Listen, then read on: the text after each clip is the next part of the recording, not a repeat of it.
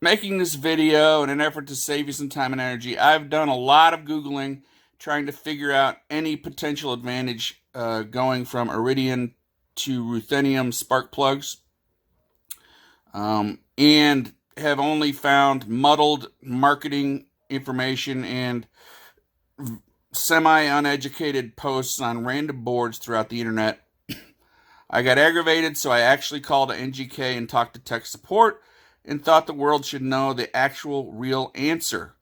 After talking to tech support, they informed me that Ruthenium is not superior to Iridium in performance, only in cost at this current time.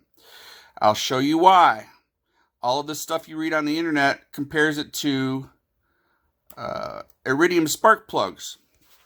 I actually asked the person twice because I was confounded by their response. And they said no, because that there is no advantage performance-wise, because all the claims of gains against Iridium spark plugs are made against the lower-end Iridium spark plugs, which OEM cars typically don't come with. I've got an 08 Toyota Avalon, and it comes with the high-end Iridium spark plugs. The high-end Iridium spark plugs are good to 120,000 miles, according to Toyota.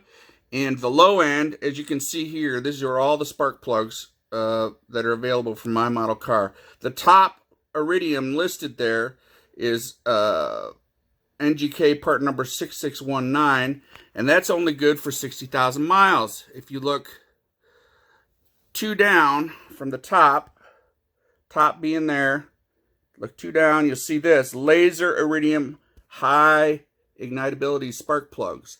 That's the spark plug that comes in your car. Okay? If you look below that, there's the Ruthenium. So all comparisons that you see on the internet that I've found are comparing the Ruthenium down here to the lower end basic Iridium IX. Okay? And just to, I guess, drive a point home, after talking to that tech support person, like I said, I asked him more than once about this because I was shocked. I went back and looked at their website, and there's a PDF that shows this chart in the bottom left corner on the second page.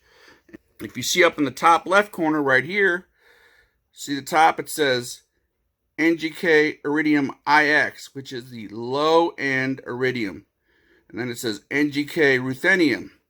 So they conveniently chose to compare it to the inferior lower-end version of the Iridium spark plug. Why they chose to do this, I don't know. They should have just focused on cost advantage.